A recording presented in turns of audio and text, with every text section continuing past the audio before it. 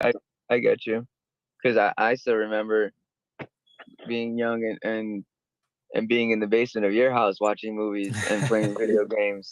You know, The basement, man. The basement, yeah, the basement.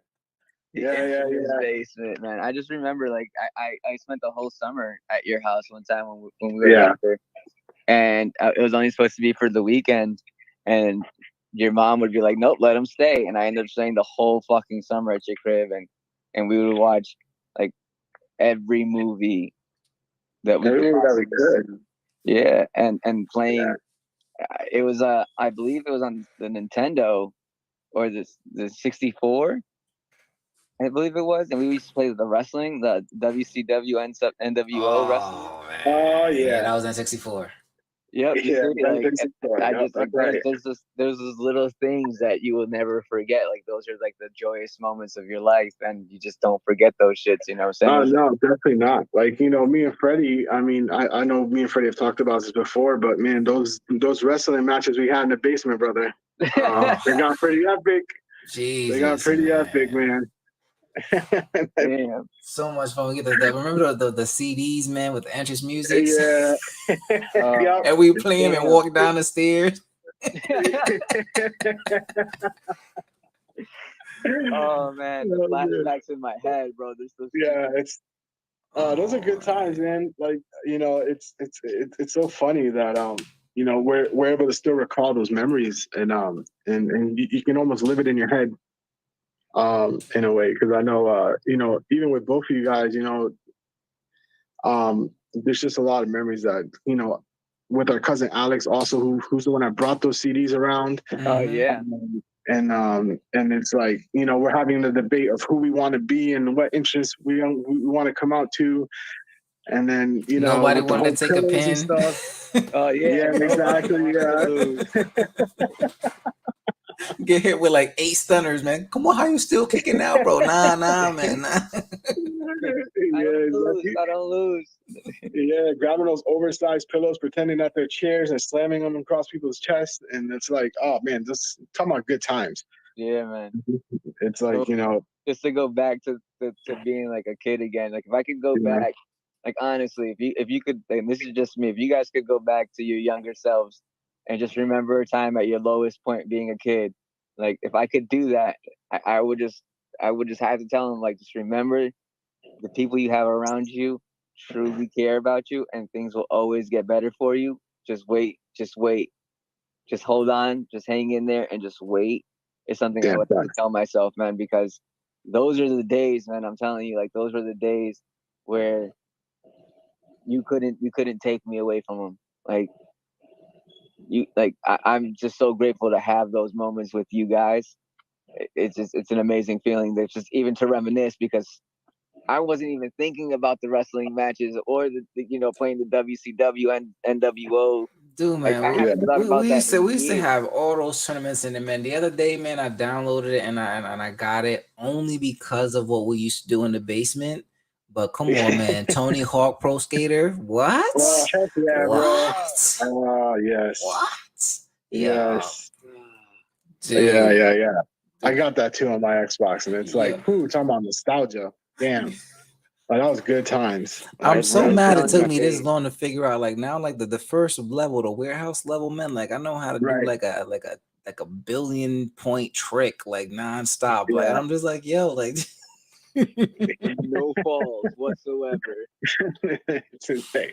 Yeah, I struggled like jumping back into that game, to be honest. I was like, dang, how did we do this stuff back in the day? yeah, it was a little rusty at Spending hours first. on it.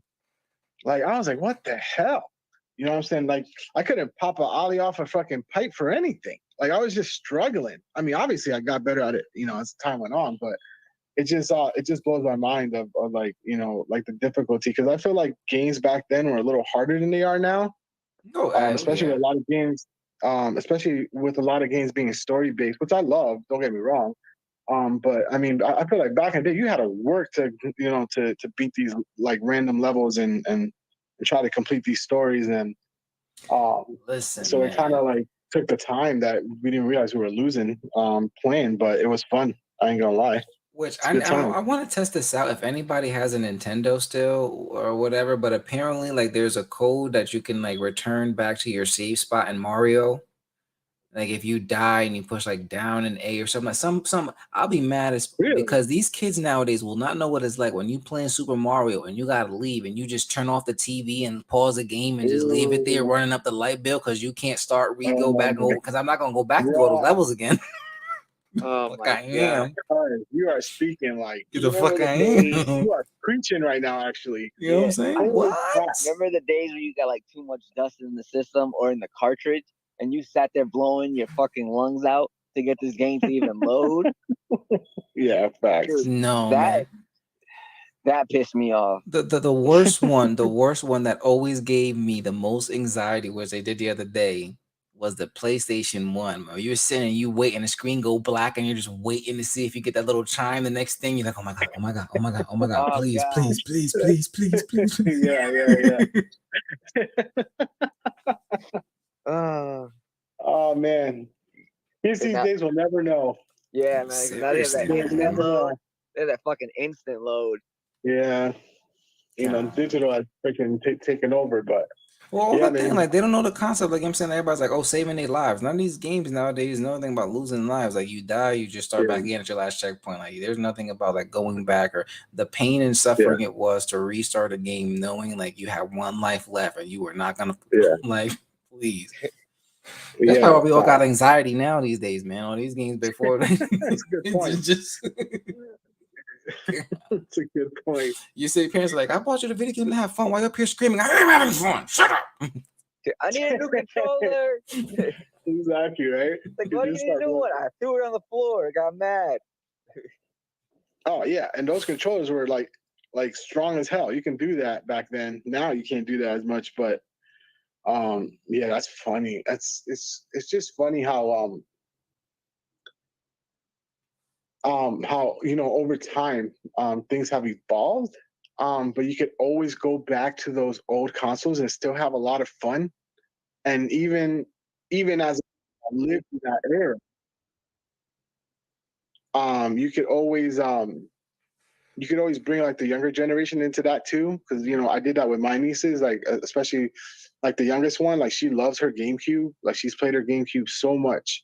And I feel like the GameCube is like kind of like the leaping point for like Nintendo when he got into the modern era. Mhm. So the fact that she still likes playing that, she'll be there to play Mario Kart and Animal Crossing and all these other games that we used to play on the GameCube. And the fact that she keeps it clean and she takes care of it, it just blows my mind, considering that there's better consoles that are more advanced out there. So it's really cool when you see the younger generation kind of appreciating where Retro this games. the retro games. Yeah, exactly. Thank you. Yeah, man, it's good times, man. You're bringing back some memories, Freddie. I mean, It seriously. Yeah. is. Wow. It's, Oh I man. love it. Like what you said with that with my daughter, man. It is, and she's like my little twin. I swear to God, like my little rebel. Like Yeah. everything that I like and what we're into, and I see so much of myself in her. And like we Yeah. sit here and be able to play video games together and then get lost in it. And it's just, I remember I got her into Crash Bandicoot, right? So I just got her to Crash, Oh, okay. and she was Yeah. running that, and then she beat the boss by herself, and I'm like, yo, like she was like 4, I think at the time.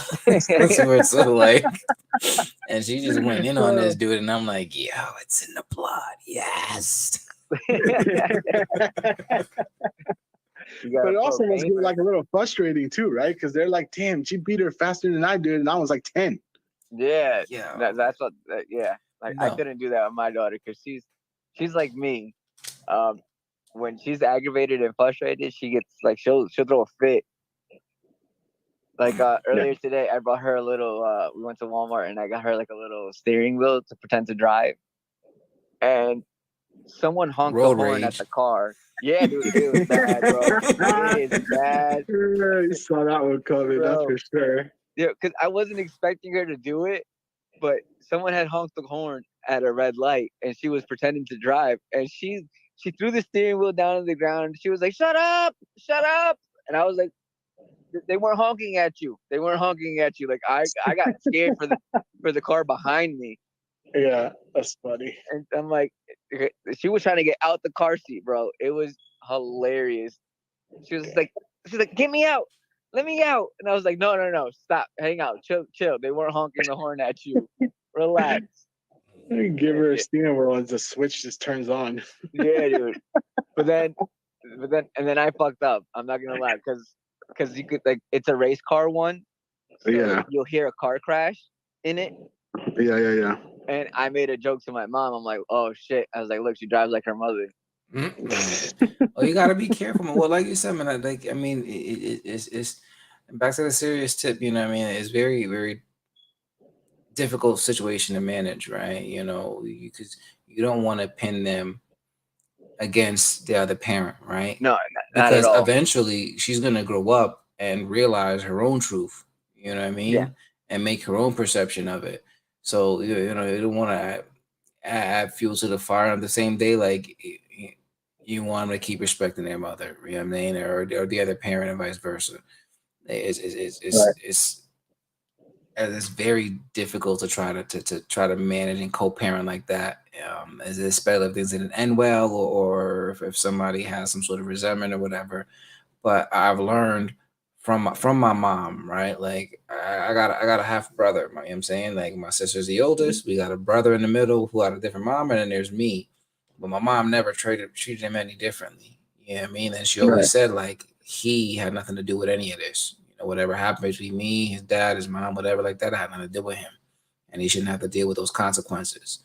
You know, and there are people would always look at my mom like she's mad crazy. Like, how could you call me son? Like, that's like, because it is what he had nothing to do with it. You know what I mean? Like, it was my decision to do what I want to do and be where I'm at. So I'm gonna live with it. So, and that is the most rarest case situation, right? Because unfortunately, it's never that easy. It's usually not that easy. No, you're right. And big ups to your mom for being the adult and understanding that, you know, that it truly wasn't his fault. He didn't ask for any of it.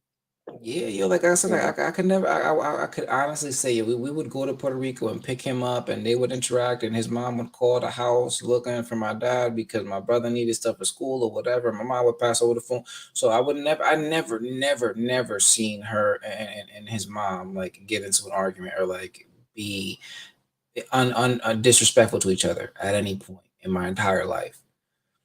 And people would be like, "Wow, that's great!" Like, yeah, I've never, not once.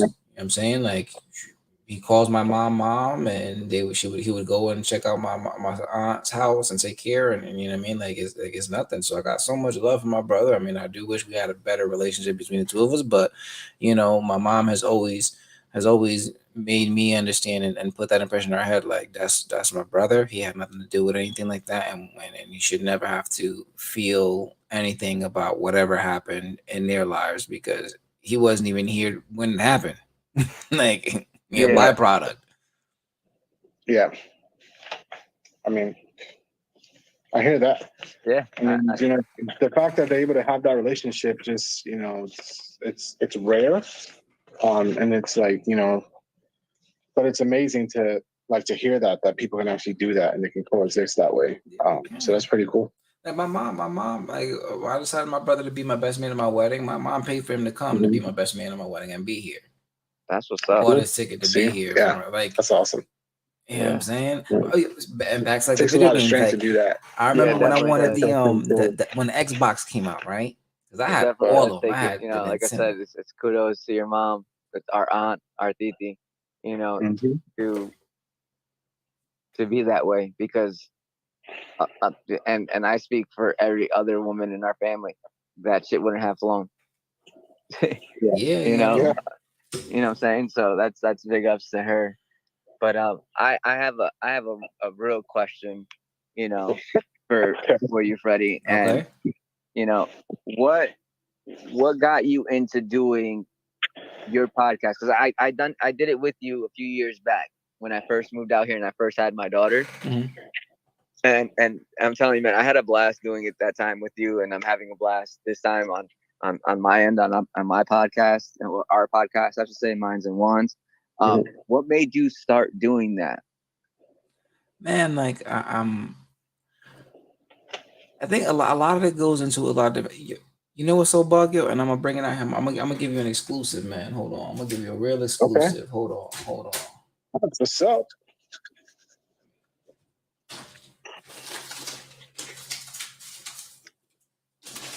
All right. All right, grab it up here. But the other day,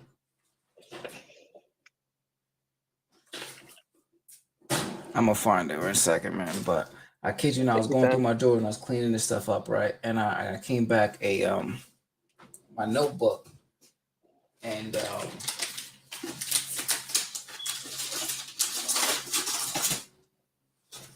I'm so mad. What's that, man? But it's somewhere around here. But in his notebook, right? I was writing stuff. Like my wife, me and my wife started dating. She got me into The Secret, and a lot of stuff was like the law of attraction and writing things out, what you want, and stuff like that. And I started writing like Right. I was 23 at the time, and then I says, hey, Freddie, you're 23 years old.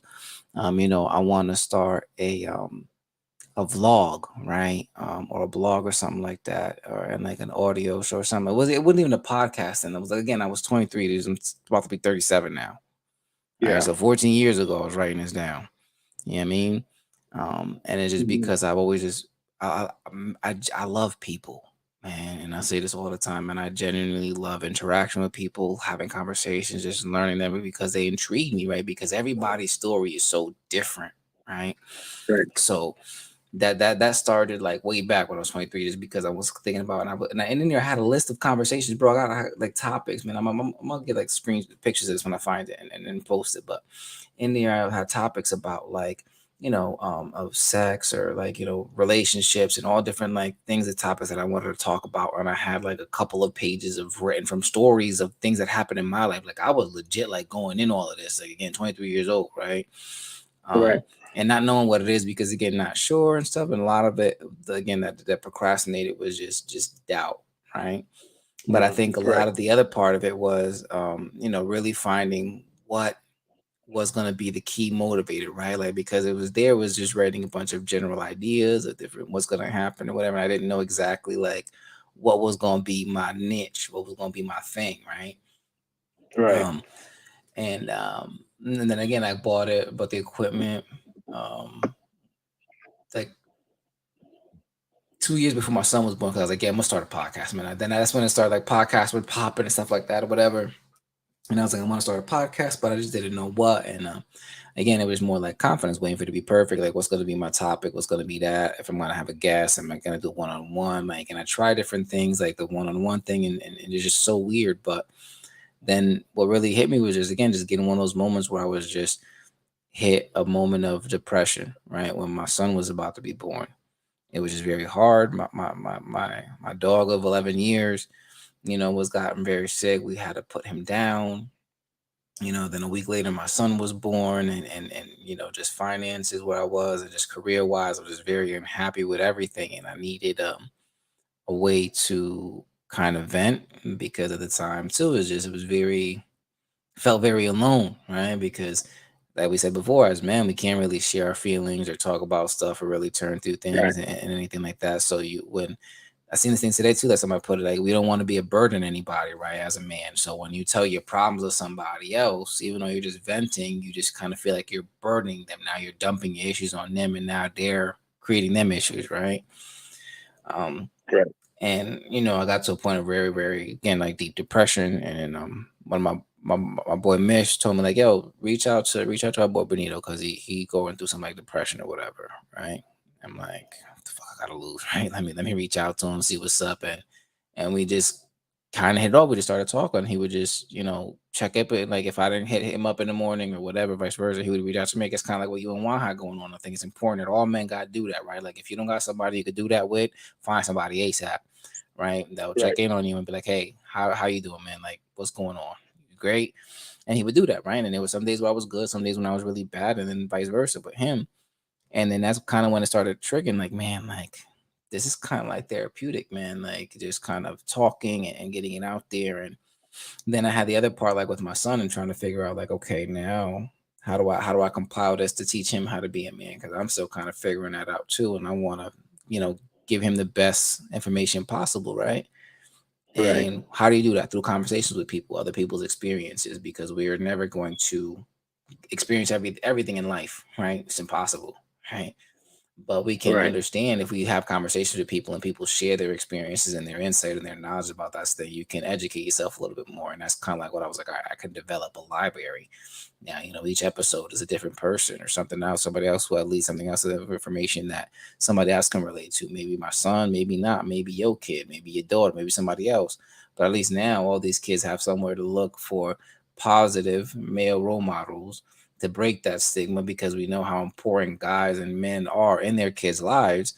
And let's just say some kid don't got a father figure or whatever, and they resonate with somebody on the show, or they can link up and get that mentor or get that or whatever it is that we can do to help this generation grow and be stronger and not have to fall into those same pitfalls and feel alone and make those same mistakes and go through that trauma. Like that's, I think, as people, right? Not even as like parents. I don't think you got a parent or anything. That as people, when you go through this life, you should be able to pass information down to who's coming up behind you, whoever it is, your son, kid, daughter, the neighbor, whatever, anybody is, to help make things better, right? Because that's how we're going to continue to make the world a better place and a better world. And that's kind of Right. like how, kind of roundabout way, but just really how it got to that point, how to go through all those things and all that stuff to find myself.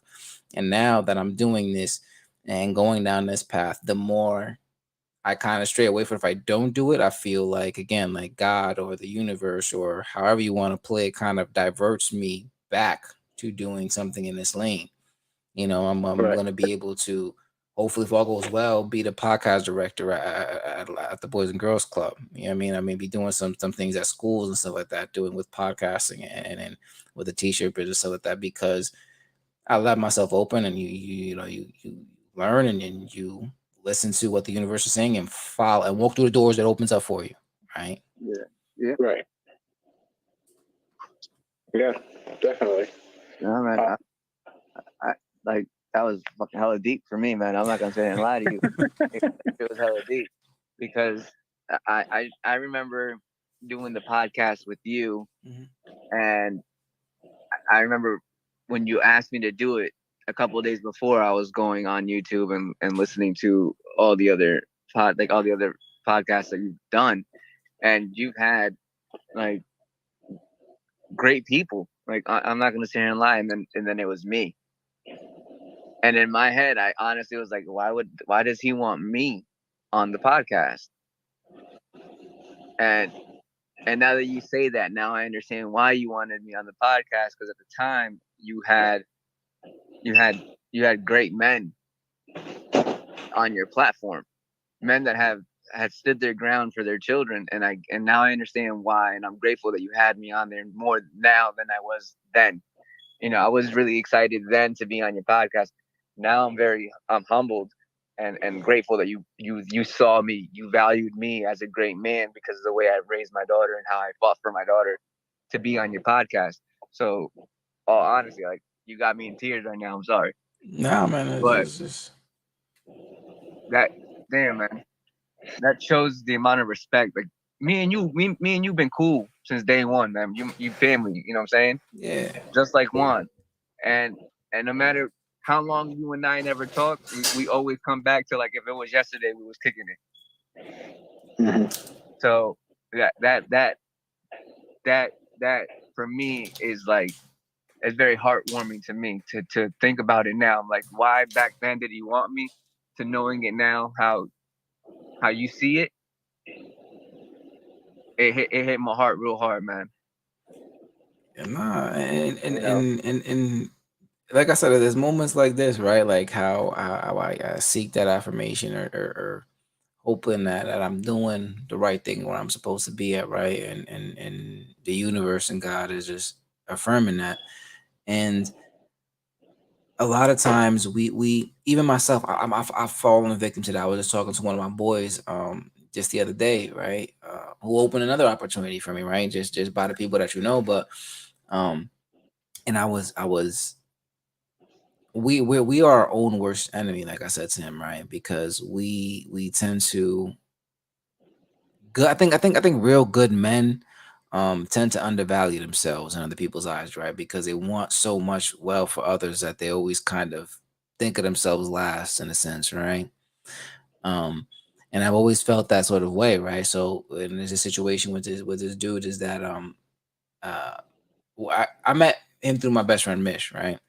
And my brother Mish, let me rephrase that because I hate saying that my best friend, but my brother Mish, right? He put me on to him, and he introduced me to a bunch of other people who are helping me, grow my podcast and do a lot of wonderful things. And one of these people, said, "Hey, go back to him, right? Because he can help you expand in your podcast and these other avenues." But he might be kind of hard to get a hold of. He's a busy man and this, that. So you might not be able to get to him. You may have to try a couple of times, but he definitely wants to help you. Now, this is somebody that works with him like all the time. Like they do events together. I mean, like I see them like, they host a speaker school together. They do events like conferences and all sorts of things like constantly, right? And he says he's hard to get a hold of. But I called him and on like the third ring, he picks up. And then I was like, oh, cool. Like, and then I told him about the whole situation. He's like, what's so funny is that like since I know you through Mish, right? You have my personal number. Like you got my direct line. Everybody else got my work number. And I'm like, damn, like I don't really talk to him like that, but I have his personal number. And the people that he does work with on a regular basis, they have his business line. Like they can't get a hold of him like I can. Right. And that's just me, like again, like just undervaluing myself in somebody else's life or where other people is. And that's how you said that too, right? Like you're like, oh, why do you see that? Because to you, all the things that you do is common sense to you, right? Like it's normal Regular to you. shit, bro. Exactly like this is what I'm supposed to do. Like ain't nothing special. Me taking care of my daughter, going to pick her up or fighting for her, do that. Like that's what the fuck I'm supposed to do. What do you mean, right? So to you, it doesn't seem like it may be like that special, but in the eyes of a lot of people who don't have that, right? Like there's a lot of kids out there who dad won't pick up a phone to give them a phone call on their birthday, right? So you know what I'm saying? Like everybody has something to offer. Everybody is different, and I've seen that in you and again in your story what you're doing. So never discredit what you're doing. Take a moment to appreciate your own greatness. Like my boy June Archer said, like walk in your own dopeness. Love it, right? And that's what I had to start doing myself too. I got to walk in my own dopeness. Like just because I say I'm great, I'm fabulous, I'm amazing, I can do all sorts of things. I'm intelligent. I'm all this stuff. I'm not downplaying nobody else. I'm clapping for myself because if I wait for other people to clap, it's gonna be a silent auditorium. Yeah, facts. Holy shit, bro. Like, damn, I really like that. Walking in dopeness. Like that shit needs to be put on a shirt. Hell, dude. They're coming soon, Yo, don't stop coming soon on Fox Customs, man. Don't I mean, I got lots of coming on, man. Like, because you said that, like, it just reminded me of this old school cat at my job. Shout out to Mr. Lee, by the way.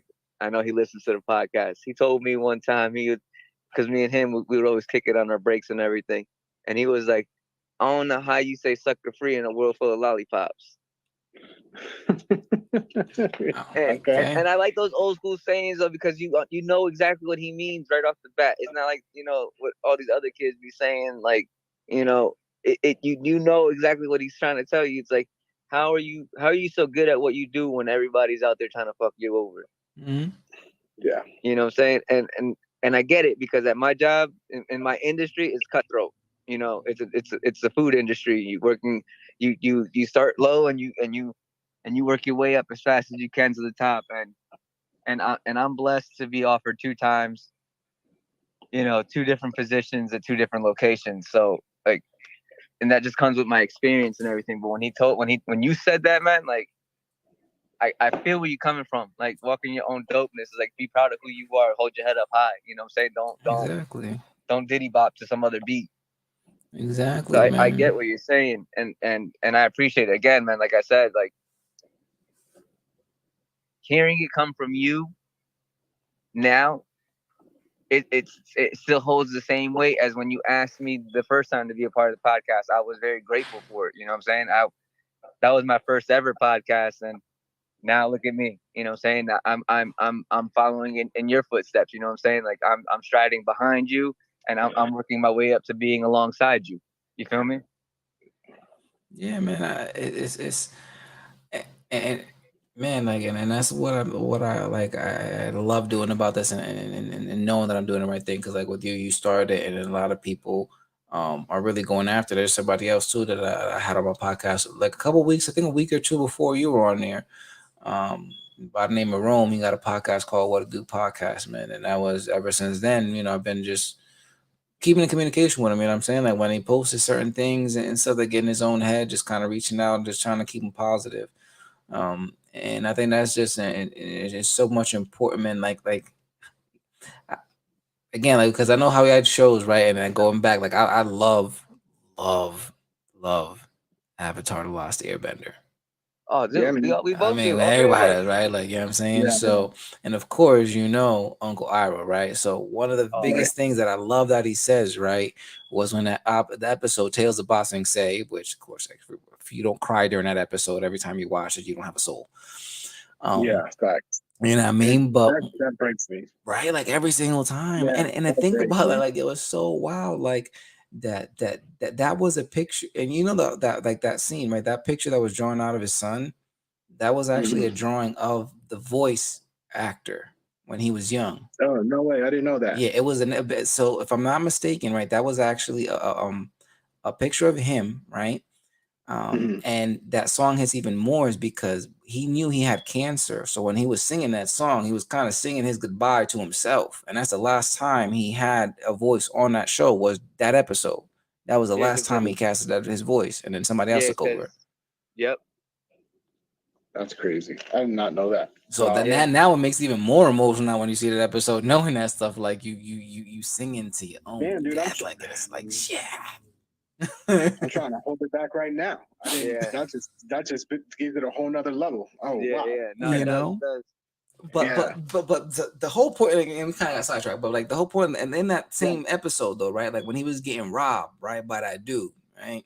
And Mhm. the dude was trying to rob him and stuff like that. And he was like, "Yeah, how you gonna rob me with that stance?" And he told him about the proper stance and stuff like that. And then he gave him a little pep talk, right? And he was like, "Wow, do you really think I could do all that stuff?" And the thing that I say to everybody, like, although it's great to believe in oneself, a little help from others is a true blessing. You know what I mean? So Facts. it's great. Yeah, Mm. like sometimes, like again, like I can tell myself I'm wonderful and I'm great, and I could try to be my own cheerleader as much as I possibly can. But of course, you get tired. You know what I mean? Life gets rough. Right. And sometimes, like even if it's just from my wife and she's like, "Hey, you're a good dad, you're doing the great things, you're busting out, you're trying and I love it. My daughter saying certain things like, it's like, all right, cool. That's what I needed. Like I just needed like that's gonna help me to get to tomorrow. You know what I mean? Yeah, Right. And I can then I can get myself out of this. So like I said, it's humbling. So like I said, I know like you think about what you're doing for your daughter and all stuff is a great thing, and it's wonderful. But again, I'm glad that I was able to give you that little bit of confidence or that little boost or whatever it is that blessing from somebody else to let you know, hey, keep your Right. head up, man. You're doing what you're doing, man. Yeah, that's awesome. yeah, And that's one of the things I love about you, Freddie, because like your way of thinking sometimes forces me to think a certain way or break out of a certain way that I was thinking about a certain situation. So hearing you on your podcast, you're what, up to 53 episodes at this point? Is that right? That are I out. believe so. That are out. That are out. Yeah, That that are are out. out. I'm saying like I that are got out. some. I Yeah. got some in the back burner, man. That it just got away from me, man. But now I'm able to get them out. But yeah, I'm up to like 60 something episodes or something like that. Okay. Yeah. But I'm saying, like, you finally hit like that first milestone, that 50 episode thing, which is not an easy thing to do. You know what I'm saying? Like, you have to like put in a lot of contact, a lot of work. You have to bring in a lot of people and cultivate a following and all that stuff. And it's like, and I feel from a person that's outside looking in to you and your podcast. I mean, obviously, like your positivity, you're trying to find that positivity. Is what kind of in my opinion, kind of like drives your podcast and the fact that you're having these conversations that, with different people that need to be had. And yeah, some of those conversations are not easy to have, but the fact that you're putting it out there, it really shows that, you're one, that you're super brave to actually take the time to do that. Two, you're putting in the work to, find these people to have these conversations that are not easy. And three, it's all about lifting people up and helping people understand a certain situation that they might not exactly have anybody to talk to about. or know or have somebody that's in that situation to learn. And your podcast is kind of pushing that. And I have a lot of praise for you, man. Bro, you're killing it with the podcast. You know, each time the podcast, comes up, man, I'm always there downloading and listening to it. And, I'll be on the train heading to work down to Stanford. And, it's nothing like, one hearing, like family, doing their thing and exceeding in it. But, to listen to your thoughts and all that stuff, it kind of like pushes me. And that's one of the reasons why I wanted to do a podcast. I always had a plan to do a podcast on my own. I still have that plan. I'm just waiting it's a podcast that I want to do face to face, kind of like yours is. So I'm just buying equipment and all that stuff. So eventually that will come out too. But it's fun to be on this podcast with Victor and, trying to kind of do the same thing. Like, obviously we geek out. I'm a big nerd, comics, movies, TV, that's my thing. That's what I'm passionate about. But I also wanted to jump on the podcast because, I've always been a person that struggles to put my thoughts into words. And I always felt like a podcast would kind of help me with that. So, once Victor asked me, Juan, I have this idea for a podcast. I really need a co-host. I thought of you right away. I jumped on the chance. Again, to piggyback what Victor said, of him being on your podcast, way back when, put him the idea of starting his own podcast. And I'm just kind of riding that wave with him. So, big props to you, man. I mean, seriously, like you're killing it. Nah, I appreciate that, man. Like it's because I love what I do, man. Right? Like a lot of people just sit there, and a lot of times it gets hard. Mm-hmm. And I have those thoughts, but like, damn, am I doing the right thing? Is it making an impact and stuff like that? And moments like this help me realize and remember that. So, my bag is doubled up. No, you're good. Yeah, you're good. So it is good. Like it is because of that. I a lot of times like people sit there and like I'm really actually going back and re-listening to like a lot of episodes. I guess I get out there, right? Like I don't once the episode is done, I do the editing and I put it out there. It's rare that I have gone back and listened to it. Right. And I'm starting to do that more now. And as I'm doing it again, like I'm like, damn, like yo, these joints is pretty fire, bro. Like in a moment, like I'm not kind of like I get to listen to it as like I guess as a listener, right? Yeah. And I'm like, wow, like oh wow, these things kind of go where and it's crazy because I as I listen back to it, I really do get lost in these conversations, man. Like and it's and I try to be as genuine as I possibly can and relate as I possibly can as I'm going back. I see that I feel that I'm genuinely doing that because I really do get lost in these conversations. I don't remember what happens a lot of times afterwards when I go back and listen to them, like again, like wow, like yeah, facts. I understand that because I do the same thing. I'll go back and listen to our episodes, and I'm like, when did I even think of this thought, or when did I even verbalize this way of thinking? It's so weird to listen to your own podcast as a listener. But you also kind of learn from it too, right? Oh, so you start like picking up little things that you can like make yourself better, and you start to hone in, some thoughts that you kind of forgot that you had, but then you kind of like you're able to remember it and you're able to carry that with you a little bit more. So I get that, man. I mean, it makes total sense what you're saying right now. Yeah, man, and it's fun for me. Like I do like loving to like I just got a phone call earlier today with somebody else that I want to have on my show, right? And just to kind of get a little bit of background because I don't like the same thing I told him. I said he's like, oh great, like so where do we go from now? Like do we talk a little bit more? I said no, we're done talking for now. Like I just needed to understand like a little bit where you're going for, but I really like to do that on the show and let it just come out and see where it goes. Because I want to see the real, genuine authenticity and stuff like that. And it's true, as I go back, I've seen how much I have evolved in each and every episode. And even just not just listening to it, but it's because I've been consistently and doing it and going down that line. And a lot of trial and error, right? I tried, doing a customized list of questions for each and every single guest. And it just felt weird and forced and having to go back to things. Yeah. And, then if I didn't ask the question that was on the paper, then I kind of felt a certain way about the episode. I don't need all that, right? Like all I'm just looking at I look down and seeing what the time is. Like I try to keep it within an hour. And and as we get close to the end, a lot of times, and you know what I'm saying, people are just like, "How's up? That's cool. We can keep talking. If you're good, I'm good." You know what I mean? Like, all right, cool. Like, I mean, I'm gonna be respectful of your time, but if you're having fun, let's rock with it, man. You know what I mean? And I've gotten to like almost like 2 hours.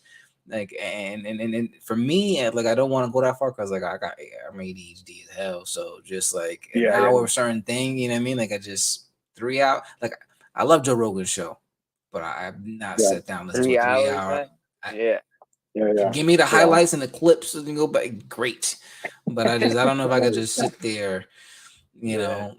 No, I understand where you're coming from. I definitely get where you're coming from, but like, and this is from just me to you, like just me being a listener to you. It's like your line, you know, America's Big Brother. That you're solidified, bro. You are so fucking solidified. Thank you. There's never a time where you're listening to the podcast where you're not being humble. You're never judgmental to the person. You had a forgot her name. You had a girl on the other day, Maria. And you were talking to her and you were asking her questions, and you know, and I'm not talking down on her because she did an amazing job on your podcast. But one of your questions were like, after your dad passed away, what made you go into dancing? You know, and you weren't being judgmental when you asked it. You didn't say it with any type of demeanor or any look on your face. It was a genuine question. You just wanted to know. You wanted to be in her head and feel what she felt. Yeah, man, and that's my goal with a lot of people. People, it's so wild, man. I kind of knew how to do this as a podcast, right? Because as when I was working at Cablevision, which I'm still there now, I got a different aspect. When we were going to the actual call center, we had like hundreds of people there. And again, it was just such a diverse group of people, and you got to see all sorts of people, backgrounds, and everything like that. And I had this one girl on my team who was lesbian, bi, right at the moment she was married to a woman, and she had 3 kids from her previous marriage, right? Like grown kids.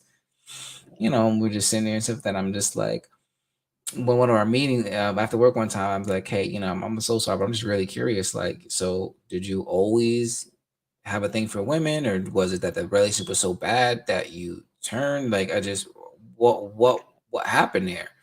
And people are just comfortable, and I guess like I just have that innate gift, which I'm so humbled by. Like everybody says that I'm just so easy to talk to and just have a fun conversation because I don't like, again, I don't want to. I take pride in being able to have a conversation with anybody from any background. Like my brother-in-law was like, "Yo, would you have somebody from like the KKK show?" I'm like, "Absolutely."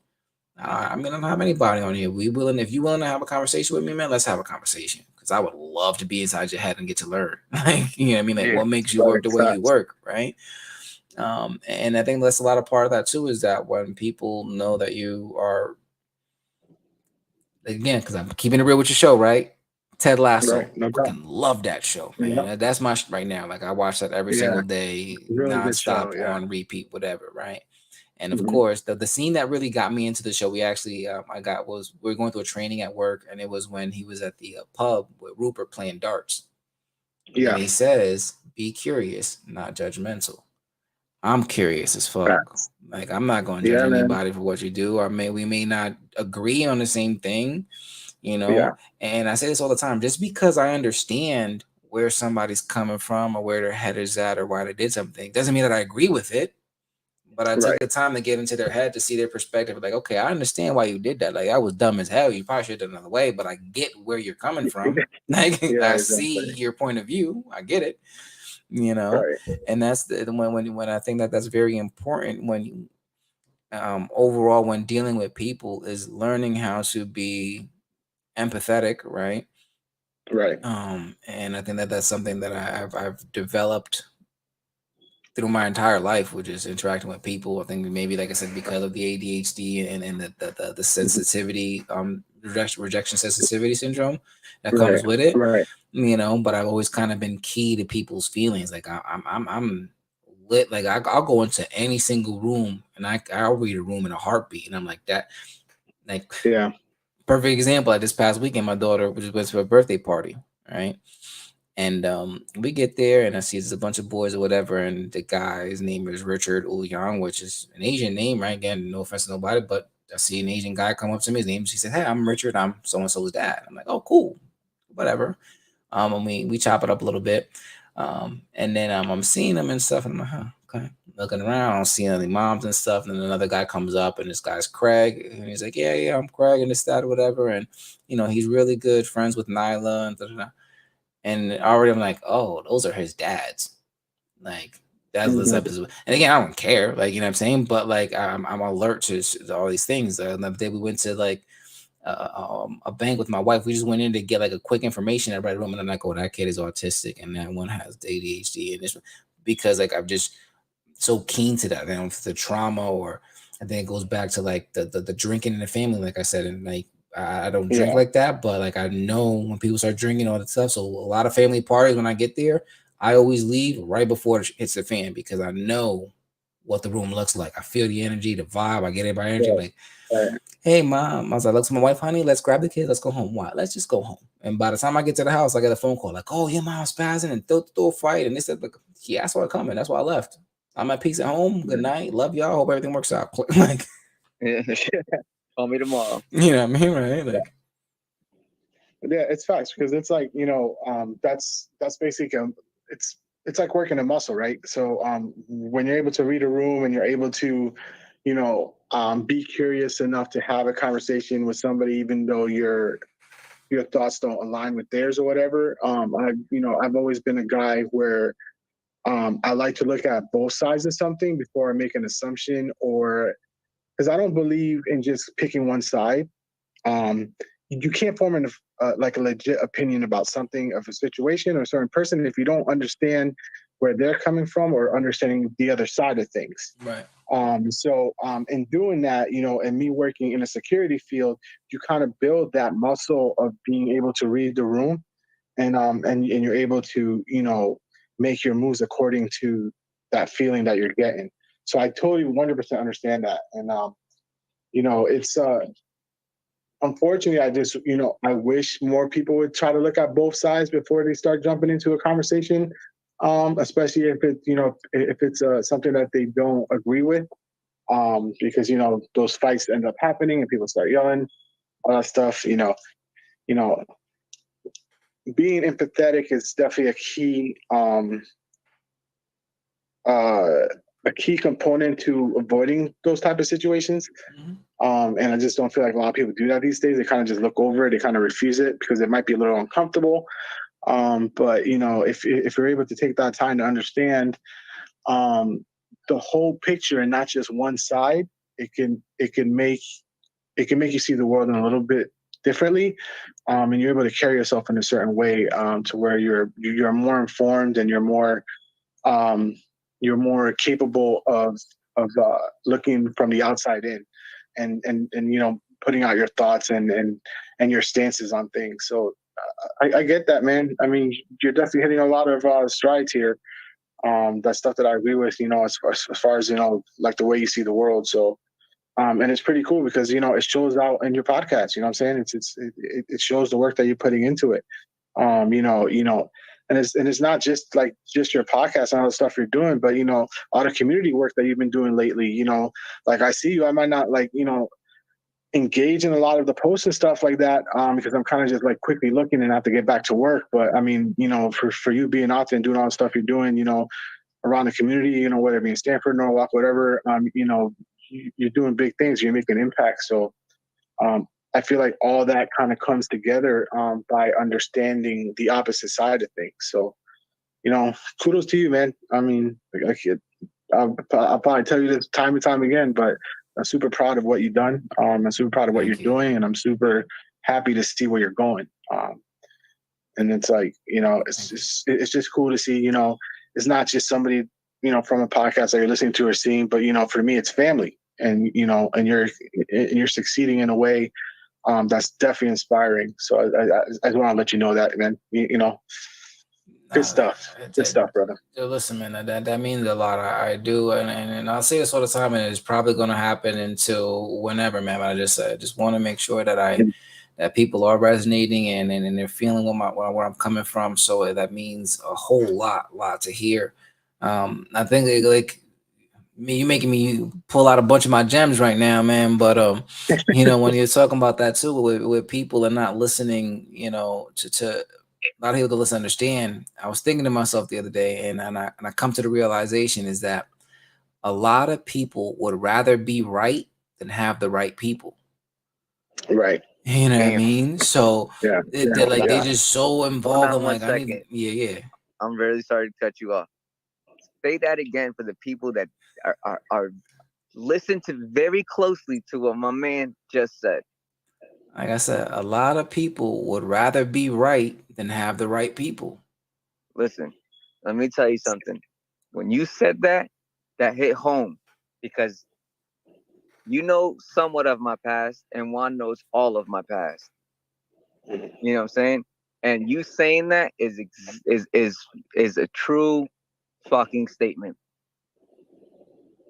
100% true statement. I'd rather be right and do whatever I'm doing and feel like what I'm doing is absolutely right instead of having the people I need in my life. Now I'm the opposite way. Now I want the right people in my life to keep me going in the right direction and the path that I'm walking now. Absolutely. You Like know I what I'm said, saying? like one of the biggest things why I love Mish and so much is that when I'm out of line, he the first one to tell me. You know what I mean? And I may not like it, but I'm like, damn, all right, he got a point. You know what I'm saying? Because I know he wants what's right for me, right? Like he's the right people to have. Same thing with my wife and a lot of people in your life is that, when you have those people who are willing to tell you, hey, you wrong, and you're grown enough to understand that and listen is when you can get to that right place. But it's just that, man. People just want to be right. Yeah, Yeah. they're not lying. But to piggyback off of what Juan was saying, man, is that you're definitely leaving a footprint on this earth. You know what I'm saying? You definitely are. You're leaving a deep impression on the younger generation, um, in especially in Connecticut. You know what I'm saying? It's like you're trying to be big brother and dad to a lot of younger generations that don't have what you're offering. It's a while like cause well, two things, right? The other day I went to go visit my mom, right? And I was out there and I see these two boys out there. They play with the football. I'm just watching them and I'm just watching them and it's just in me. All of a sudden I'm like, all right, yo, let me get the ball, man. All right, we're gonna run some plays and I just dive in there, right? And it made me feel good because the dynamic they were happy. They were happy, right? Already playing with themselves. But then, when I got involved, it was a much more bigger dynamic, right? Like they have a big, you know what I mean? Like now they were trying to impress somebody older, right? And they're going like a little bit harder and a little bit more smack talking. The things got a little bit more intense. It was fun. And then I go inside, right? And then my mom, as soon as I get to the door, my mom was like, "You better make sure you tell them that you don't live here." And I'm like, "What?" She was like, "Go tell them that you don't live here because you know how you are. These little boys and all these kids gonna come over here looking, knock on the door, come looking for you to come outside to play, and you don't live here no more, right? Like it's not like the good old days when you used to live and everybody came looking for you. You was here to play." And it made me feel great because I'm like, man, like my mom knows that like it's that's who I am, man. Like I just want to be a brother to everybody, man. Like I see kids up there playing, I want to go in there and chime in and leave a little word of advice or give a little word of encouragement or something positive or something that's gonna leave a positive imprint on their life, man. And it just takes a little bit. It takes a little bit, Right. at a gas station, and there's days and there's something I gotta get back to, which I used to love doing, and but just taking days of myself when I'm all alone and just go out and just do random acts of kindness. And no video camera, no nothing. Just be nice to people. So one day I'm at the gas station and these two little kids, they're brother and sister. Little brother's counting his change because he wants to buy a bunch of snacks and he didn't have enough money for whatever stuff. And I was like, yo, just whatever you want, put on the counter. I'll get it for you. And just put your money in the piggy bank. He's like, where else to get? Just put it in the piggy bank. I got you, right?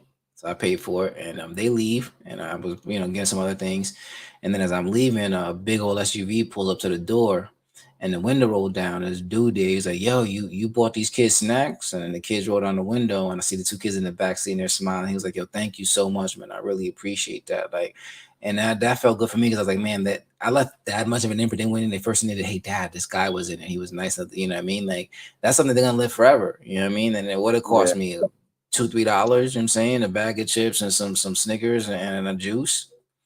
But now that kid's like, man, like there's nice people out there, you know, like, and hopefully he returns a favor to somebody else and does something nice. That's all I want for people to do, man. Just be nice. Just do something nice to somebody. No, I feel you, man. Like I definitely feel you. But see, the things that you just said right there, playing football with those kids, made it that much more fun for them, and doing that act of kindness for the two kids at the gas station just more solidifies the fact that you are America's big brother. You see what I'm saying? Yeah, You man. know. But so the other day, because you know how you were saying that men aren't supposed to have feelings, they're not supposed to express them, and this, that, and the fourth. I tend to stay up late nights, after my daughter's asleep, and I do check up on her, very frequently. I tend to have those emotional breakdowns at night, by myself. And I happened to scroll through your Instagram a couple days ago, and that's my way of checking on seeing how you've been doing and your growth on your podcast and everything else. Um, you had a post, and it really hit me, man. It really did hit me. With the fidget spinner from the deli. Mm-hmm. That one really got to me, man, because I'm not gonna say the situation that you're in, but when my daughter was still developing in her mom, we had ran some tests, and we have gotten some of the same results back that you got. And I just remember how I felt, so I can imagine how you feel. You know what I'm saying? Um, I remember having that conversation with my mom. It was snowing, and I was in Stratford, and I lived where Junior lives now on Platt Street in Bridgeport. I was walking in the snow, crying to my mom, cursing God out, and telling her, like, all the bad that I've done in my life is now not, it's coming back to me, but it's missing me, and it's hitting my daughter.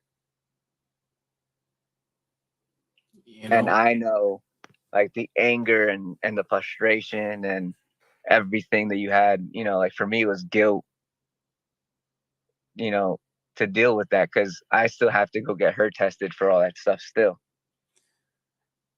And So and I was talking to somebody else the other day when it came to that, and it hit in a lot of different levels. And my wife was reading a book, and kind of brought it up to me too. But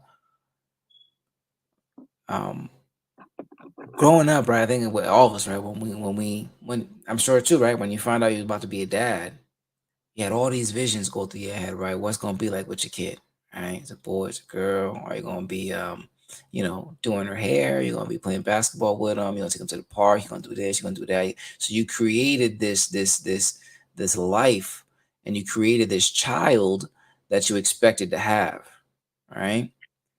And then your child comes, and it isn't that child you expected, right? Nothing yeah, wrong, but it isn't that child you expected, right? So you technically, in a sense, lost the child you thought you were going to have, right? And I had to start grieving for that child, right? And then again, this is what bring it up with my son, and because of that, because yeah, when I found out I had my daughter, I'm like, yes, I want my boy, I want my boy. We're excited. Me and my wife, we went out and we were like waiting to find out what we're gonna have, and when we found out it was a boy, I was elated, right? Like, yeah, this is my little man. We're gonna go wrestling. We're gonna play basketball. We're gonna play football. We're gonna do this. We're gonna go to the bar. We're gonna like all this stuff, right?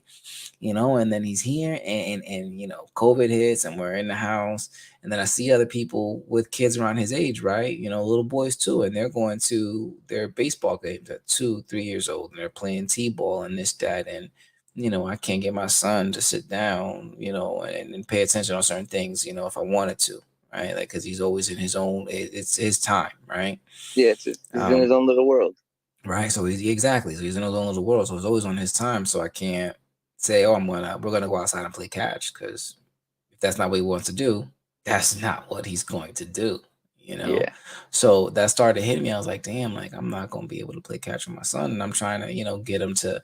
I got a little basketball hoop in the house. I'm trying to get him to dunk the basketball and play basketball, and he's not even like grabbing it and all this stuff. And it hurts because now again, like that son that I thought I was going to have, like isn't here, and I'm missing him, right? But I'm missing out on the son that is here, right? The one that is here every single day with me. And it was hard. And then I got a football for my daughter around the Super Bowl, right? And I'm playing catch with her in the dining room, and then the ball falls next to my son, and he picks it up and he throws it at me. Man, I start to cry, bro. Oh man. I'm like, yo, like I just gotta be patient. Like, why am I fighting this? Why am I hoping and wishing for something instead of appreciating what is right here? And he's fucking amazing. You know what I Yeah, mean? man. Like he's the one that again, like when I it's like when if I get lost or scrolling on my phone or stuck in my computer working and all that stuff, he's the one that grabs me and pulls me away from my desk or throws my phone away and somewhere else and climbs up on my shoulders and starts laughing and wanting me to play, and, what I'm saying, and I had to appreciate him for being him and just he's amazing and the son that I thought I was gonna have, I've grieved him, I've mourned him. It is what it is. But the son that I have right now and the son that is here is absolutely amazing, and I wouldn't trade him for anything. Yeah, like I told my mom today. Me and my mom and my daughter, we go out once a week all together, just the three of us. And sometimes I do compra with mommy and the baby, or we just go out to stupid little stores, just see what's out there. So today there's a place out here called Rocket Fizz where they sell old school sodas and stuff like that, like old school candies. Mhm. So I decided to take her there, and my mom was like, "Do you see yourself having another kid?" And I was like, "I would love to have another one, whether it be a boy or a girl. It doesn't matter to me. 10 fingers, 10 toes, healthy. I'm happy." Um, the only thing I did tell her was that I don't regret my daughter. I'll never regret my daughter. Never would I ever say that. I just regret having her later in life. And I had her when I was what 31, 32. And the only reason why I said that was because, you know, my stepfather who raised me got to see my sister's kids grow up, like to be adults. You know what I'm saying? And I missed that the most because I remember the smiles on his face, like babysitting my nephew or my niece. And I was telling my mom that I was like, I don't get to have that joy. I don't get to see that smile on his face watching her grow up. And that hurts me the most because he's been my dad my whole life. And I feel guilty for not giving him that last bit of happiness before he passed. But see, like the power of the mind, right? And I guess it's like what Juan Han says is looking at things differently. So you're right. You know what? You're never going to physically be able to see that smile, right? Or physically see him interact with your child or with your daughter and give her information or the knowledge or the stuff there, right? But like you said, he raised you, right? That's all you know. The remnants of what it takes to be a father, to be a good dad, comes from him. So everything you doing is an extension of him to your daughter. So you can't don't say, oh, I wish this or I wish that or whatever. Like shoulda, woulda, coulda all day long. It's not gonna change what is. What's gonna change what is how you want to think about it.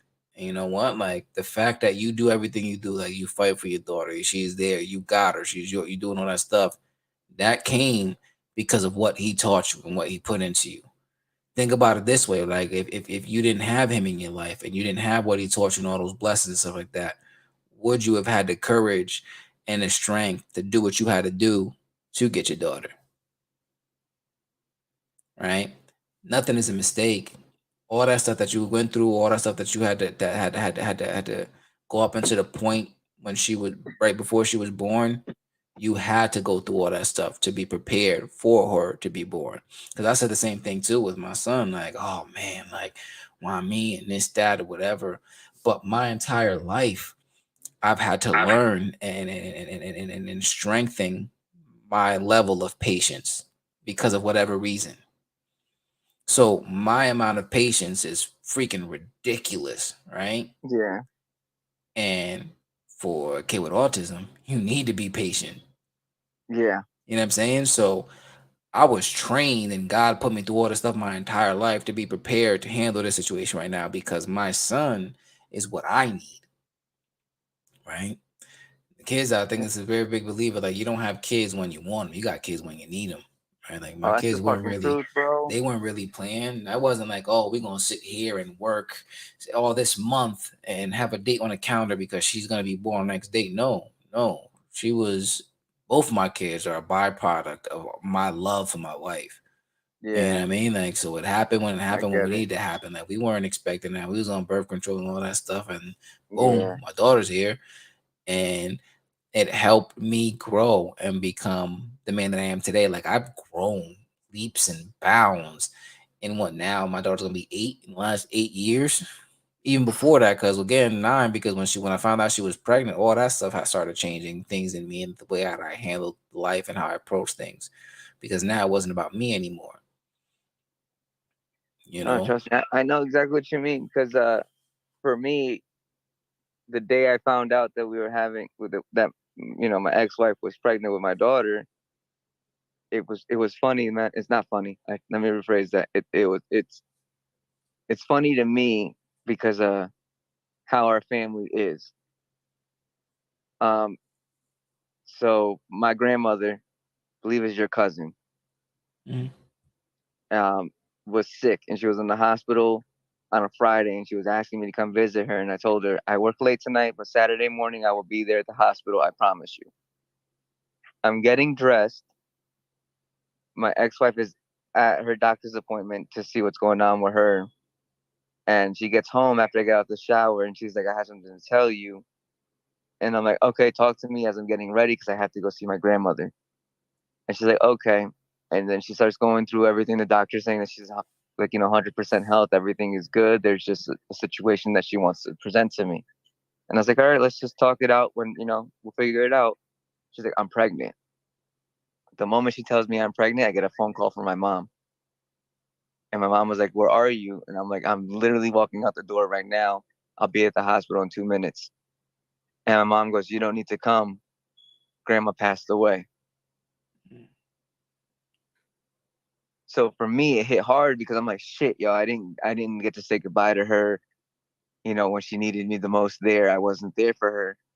And I expressed that to everybody in the family and everybody just in the family. This is why I say it's funny to me because the way they raised us is someone someone in our family needs to go in order for someone new to be born in our family. Mhm. And that's why my daughter, her middle name is Marie, because one, that's my mom's name is Maria, and my grandmother's name was Luz Marie.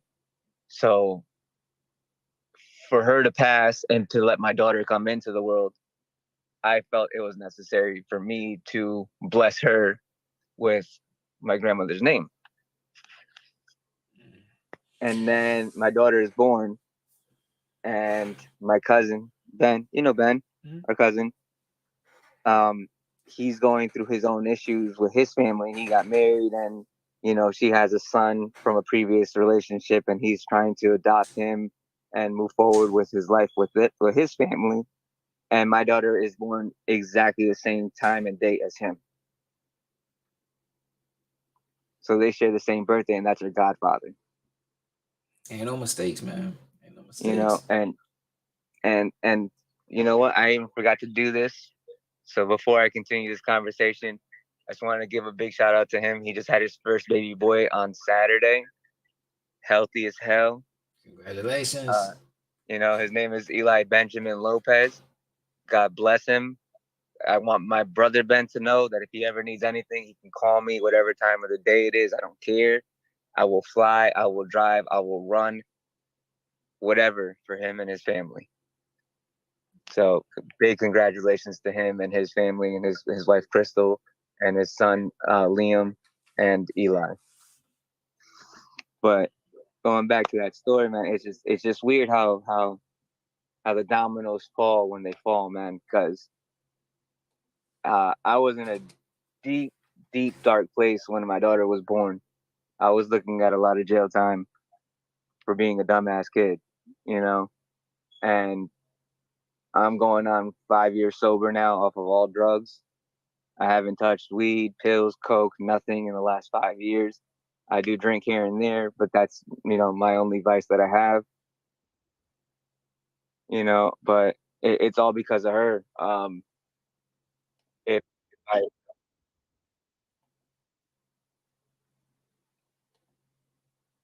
but when it comes to that, man, like it's a blessing for my daughter that I can continue to stay sober for this long, because this is the longest I've stayed sober. Right, like you said, it have to have it came when you needed them, and that's what you need to do. So yeah, so and talking with you and having Juan always by my side, because Juan checks on me every day. You know what I'm saying? Like you have your boy Mitch. Juan's my Mitch in my life. You know what I'm saying? Like Juan just knows. Like I can. Juan just looks at the podcast Instagram and he can tell when I'm having a down day because of the shit that I'm posting. And he'll reach out to me while he's at work and he's like, "Yo, you good? Like, speak on it. I'm here. Like, we'll figure it out, man.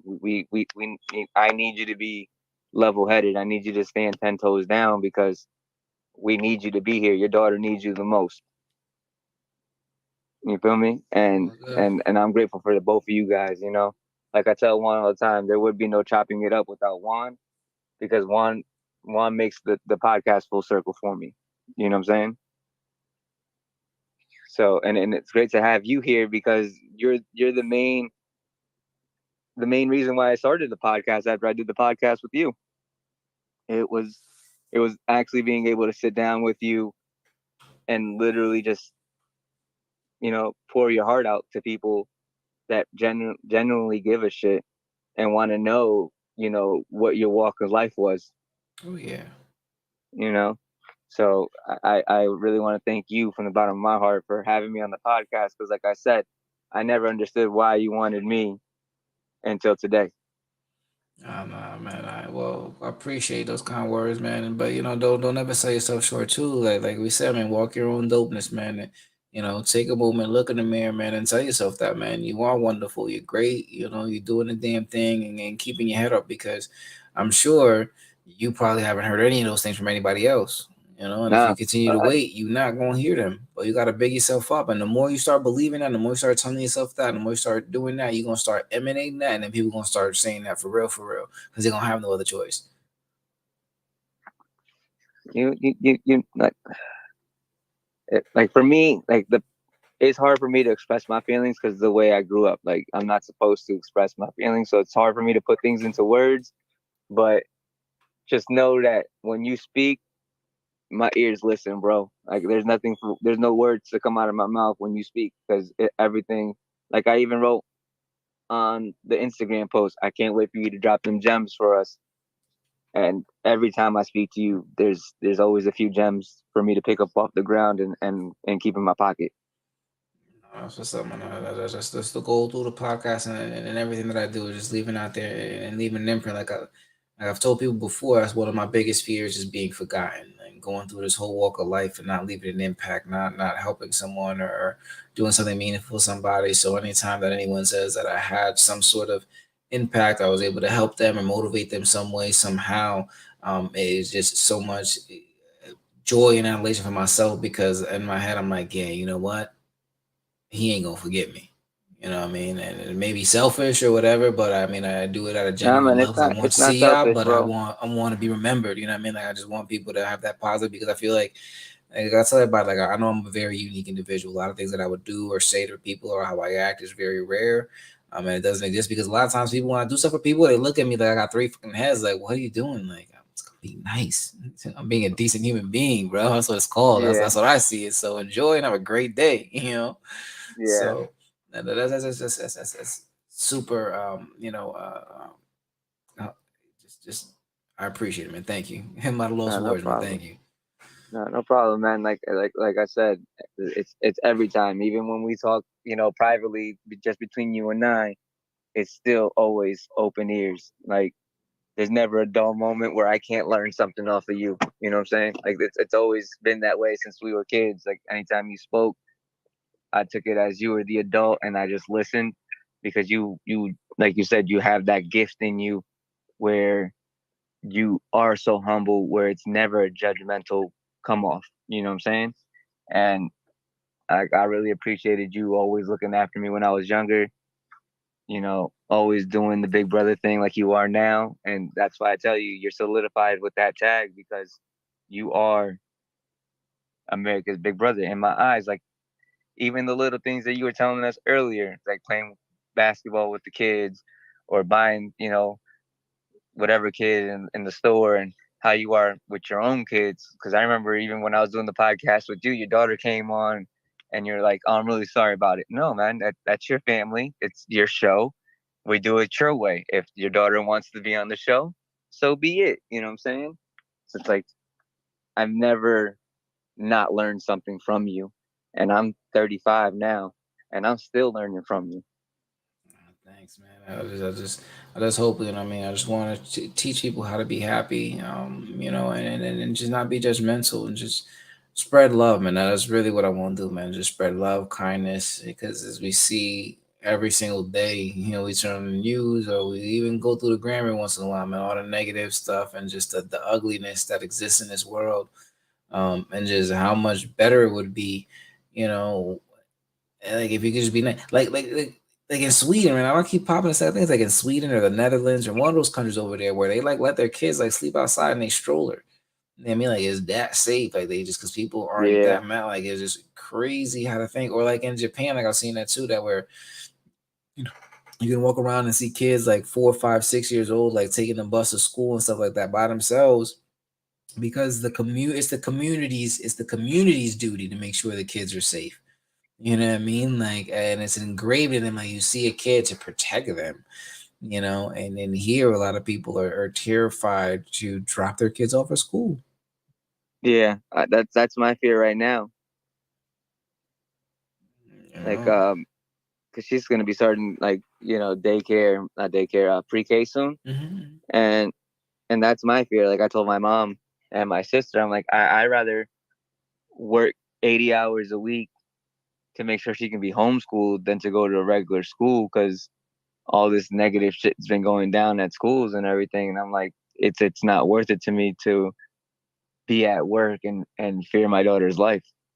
Mm-hmm. School is supposed to be where I can feel the most comfortable with her at. Right. And it's not like that anymore. Unfortunately, it's not. It's a shame, man. It is a horrible shame.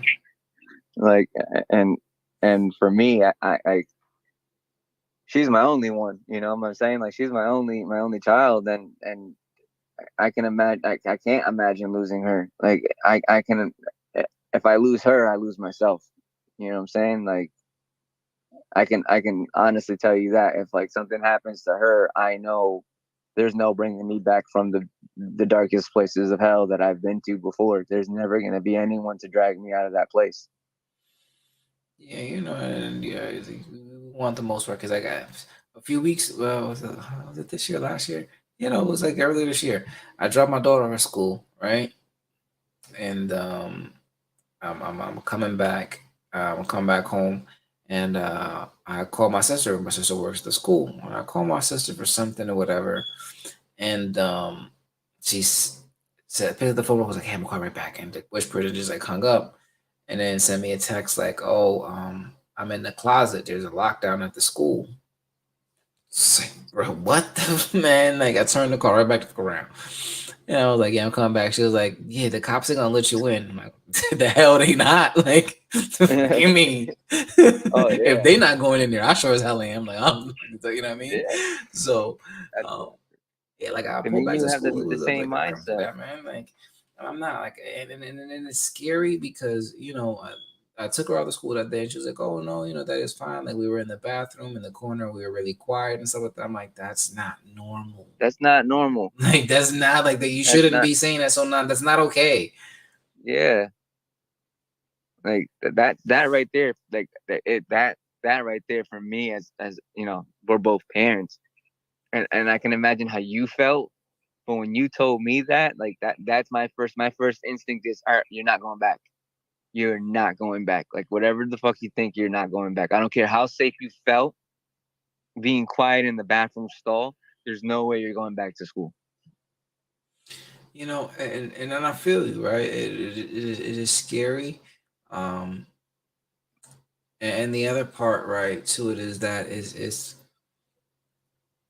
a little bit it's liberating, right? When I do pick her up from school, right? 'Cause I make sure I go pick her up, and she's running the car, and she's so happy to see me, and she tells me about her day, and everything's going well, and how everybody talks about her, right? Because everybody's like, oh, she's so polite, and she has her manners, and she's always about the rules and this, that, or whatever and stuff.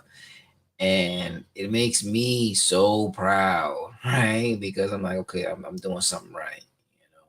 And that's kind of what you're gonna get out of it at the school, right? Like it's gonna be very nerve wracking at first because hell, just recently, my son took the bus for the first time from one school to the other one, and I followed the bus, like want to make sure that they're safe. But once you start seeing that and they're doing well and they're gaining that independence, um, it's scary and it hurts, but it's also like a relief because it's like, all right, it's kind of like validation. All right, what I'm doing as a parent is working, right? Like Yeah, I'm doing good. Like you kind of need to do that test because if you keep them so close to heart, it's like that, you're never gonna know if what you're doing is right. Right? You never give them a chance to go out there and kind of explore, and that's kind of like some of the dangerous things. Like going back to like as a parents, right? Like as a guy, when you have your son, your kids, and stuff. And they're climbing up, and I'm watching my kids do something semi-dangerous. My wife say, "Oh, grab them! They're gonna fall." I'm like, "Something, just leave them. See what happens." You know what I'm saying? Like if they fall, what they're gonna do is they bump their knee, they're gonna cry. But they're gonna learn, you know what I mean? Like or they're gonna succeed. But we gotta let them try. And I'm more up to that, and it hurts like to do that, like like my son like climb up the jungle gym to go down the slide by himself, like instead of like picking him up every single time. Nah, go ahead, do it. And I wanted to pick him up, I want to, but if I keep doing that, what's that gonna do for him? I can't keep coddling him, right? I need to develop his strength, his independence, yeah. and that's the only way I'm gonna do that. And it's just letting them do dangerous things safely, and then seeing how they interact, right? And I feel you because I'm that helicopter parent. I'm not afraid to admit it. Like my daughter climbs everything, and my first initial reaction is to always like be there to grab her, and you know my mom and everybody is like, you have to let her fall. She's gonna have to get bruises. She's gonna have to do it in order to learn. And I'm just like, I just don't want her to. Like that's just me. Like that's my baby. Like no matter what. Like even now when she sees me, like I got to show you the video of it. I've been playing the same song for her since since we got her out of the hospital. mm-hmm. It's John Mayer's Yep, daughter, yep. and I can play it anywhere. She could be anywhere in the house, bro. She could be in the bathtub taking a bath, playing with her Barbies or her dinosaurs or her race cars or whatever she's doing in the house. The moment she hears it, she instantly runs all to every room until she finds me and tells me to pick her up because she knows that's her song. That's Mm-hmm. our song together. Yeah. I showed it to Juan one day. I was on FaceTime with him and I was like, Juan, you want to see something weird? And he was like, what? I was like, I've been playing this song forever. She's in the room playing with mommy. She's gonna stop playing with mommy just to come give me a hug. And I played it for her. And the first thing she did was she just ran to the living room. She looked around to see where I was at. She saw me and she ran to me and she jumped dead into my arms and just laid down and just started rocking back and forth. So it's Man, like I for like it. me, oh, dude, I cry all the time when she does it. I'm in the car and that song comes on and she's like, "Let me out, let me out, let me out," because she wants to come and be with me. And those are days I will never give back. You know what I'm saying? I will never Yeah. give those. I would never in a lifetime give those days up. You know what I'm saying? No, it's amazing. The So more you give them love and they're around you and they start to do those things and then they take on their own personalities or mirror your own personalities, right? Like my daughter, because I tell my kids I love them and I blow them kisses all the goddamn time. So the points like second nature. So there's sometimes too, like, I will be sitting here just minding my business and I hear my daughters and I'll be like, "Hey, Dad," and I'll turn and I'll look at her and she's like, "Hey, Dad." It's like, that's cute. Yeah, yeah, like just because, right? Like we're not doing nothing, mind our own business, or just But that's the point. Is just that, I never want them to ever wonder, doubt, question if I love them or care or anything like that. Like I'm super affectionate, super vocal, super everything about that because I want them to know what love really feels like, what it looks like, what it's meant to be yeah. because hey man, to be real, one day we're not gonna be here anymore, right? No, And I want I to make believe it. sure that she knows and she finds somebody who will love her a quarter of what I love her, right? Because you know what I mean. But at least be able to recognize that and then find somebody that will just gonna be good and who will be able to take care of them and love them the way they need to be loved. No, definitely, I get where you're coming from with that. I definitely get you because she knows, you know, between me, my mother, and my sister, she knows how much she's cared, how much she's loved, but she knows that out of all three of us, she knows that I love her the most, and she knows that.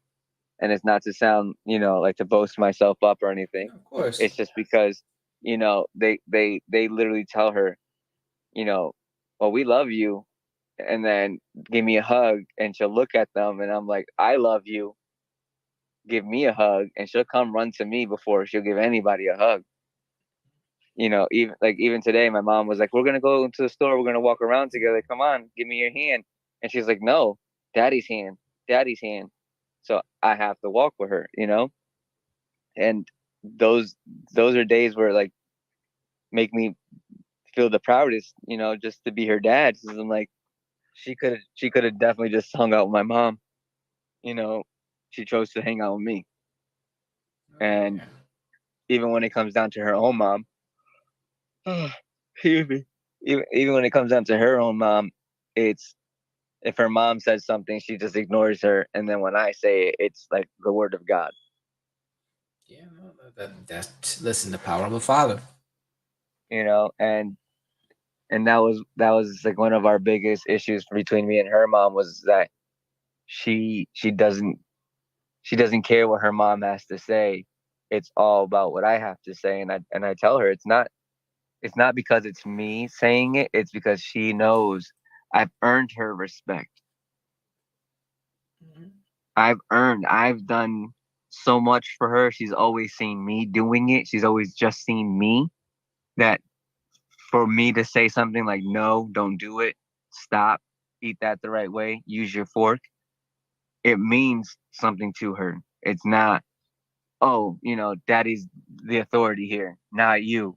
Right, It's right. just that I've earned that respect from her where she doesn't question me and she doesn't backtalk me,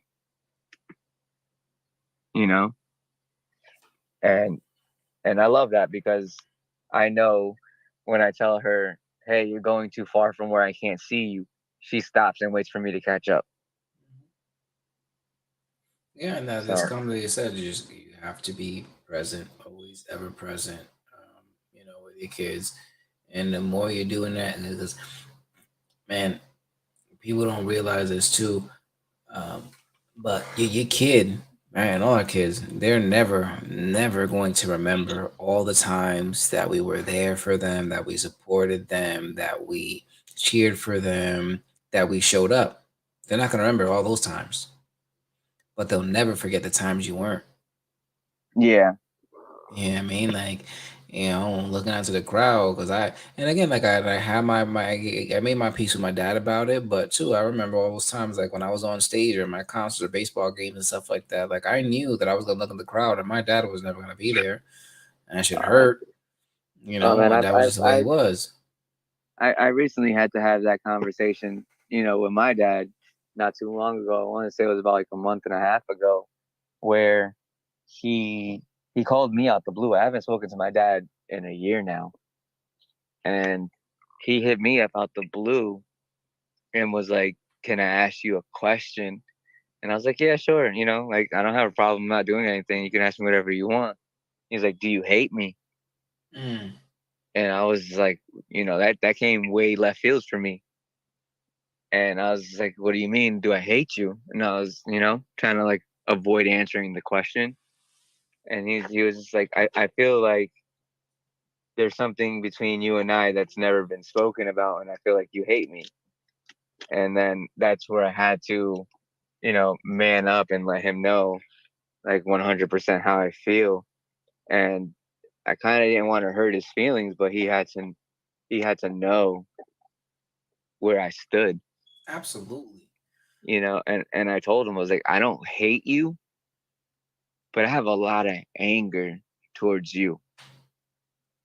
I was like, and all the anger built up inside of me has gone because I'm a lot older and I'm an adult now. I said, but as a child, as a kid growing up, I resented you a lot. And it's because of how you were raised. Like your dad was never there for you, so you figure you didn't have to be there for me.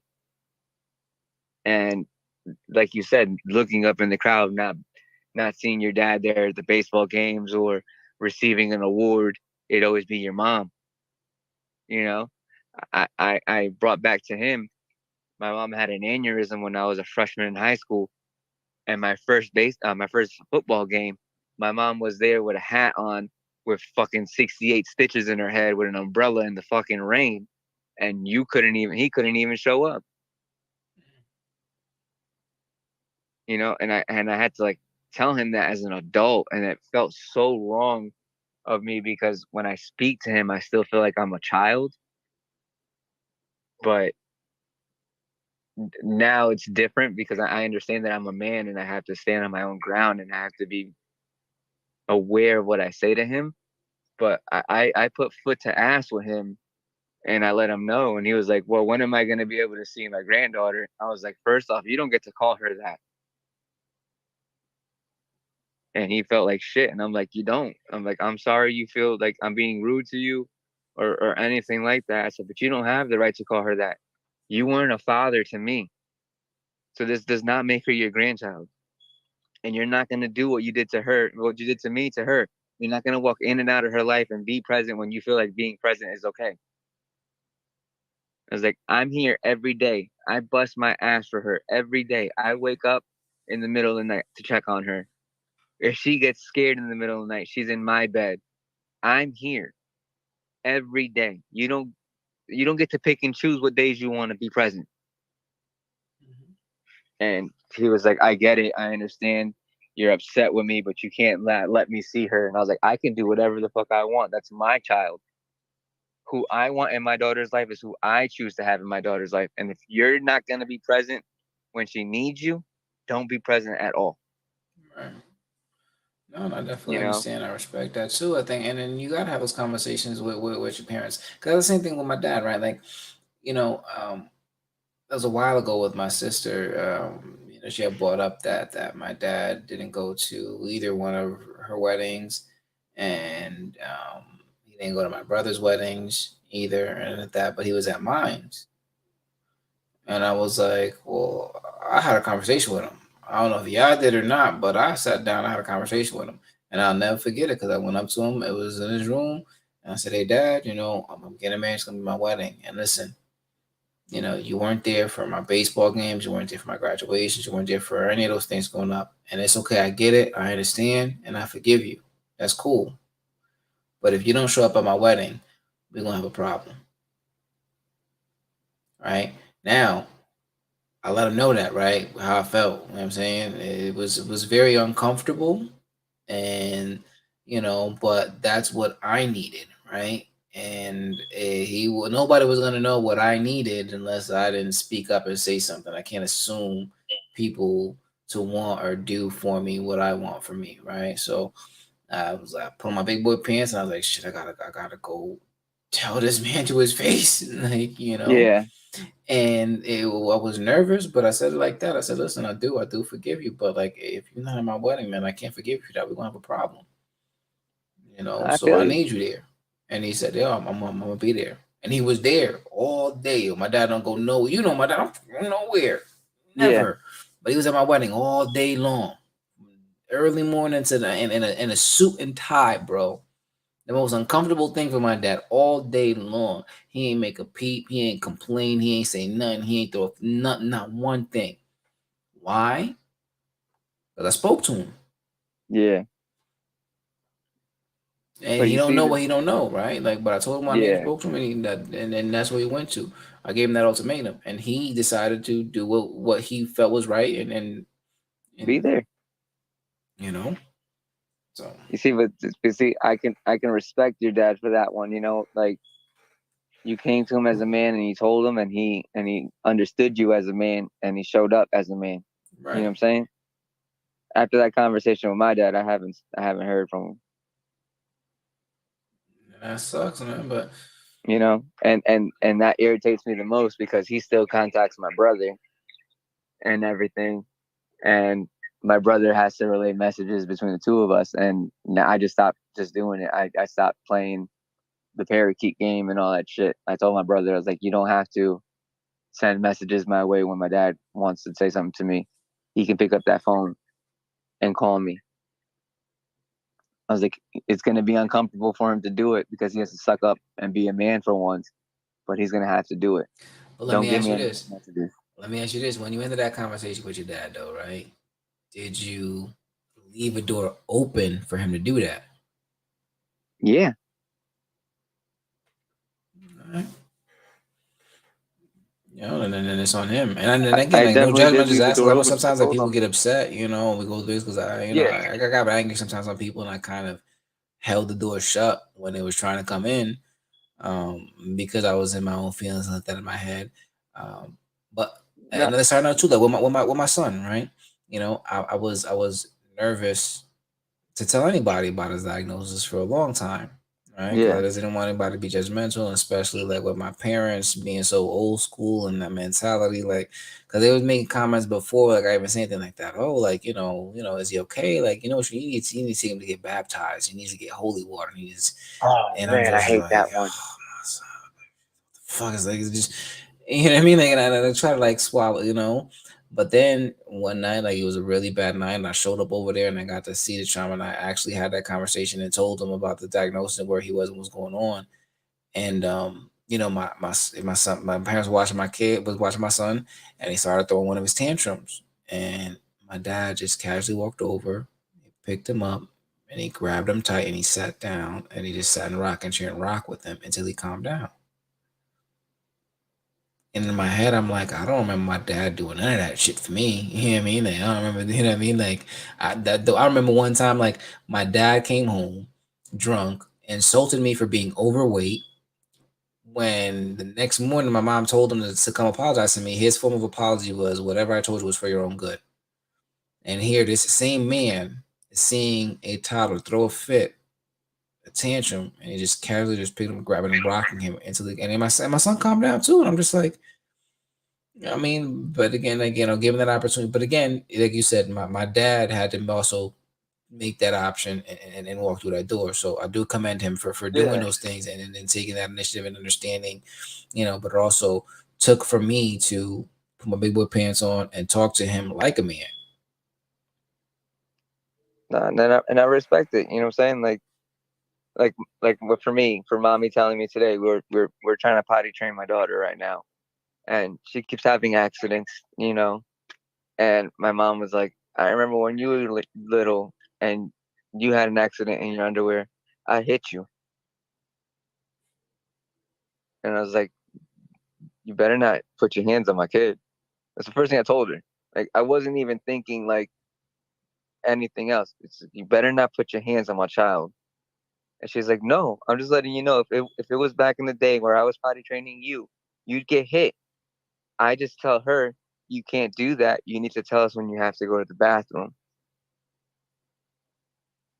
And I was just Yeah, like, like yeah. what for you changed? What changed for you? You know And what? my What mom it's told gonna me, be like? I think it's gonna be like for us when we grow up that we just learning. But I'm saying, your mom said, "What?" no, like her answer to me when I asked her was like, what changed for you? What made you not hit her, but hit me? She was like, it's a different time. Like, the way you're raising her is different from the way I raised you. I have to follow what you're doing. And I was like, I respect that because you're acknowledging that I'm the father, I'm the parent, I'm the adult, and you're respecting my wishes on how I raise my child, even though you're the grandmother and you somewhat have some authority here because I'm still learning to be a parent, you know? But my form of parenting is doing the opposite of everything my parents did. Well, of course, like he said, like it is just you. How old? If I forgot, how old is your brother? You and your brother partner?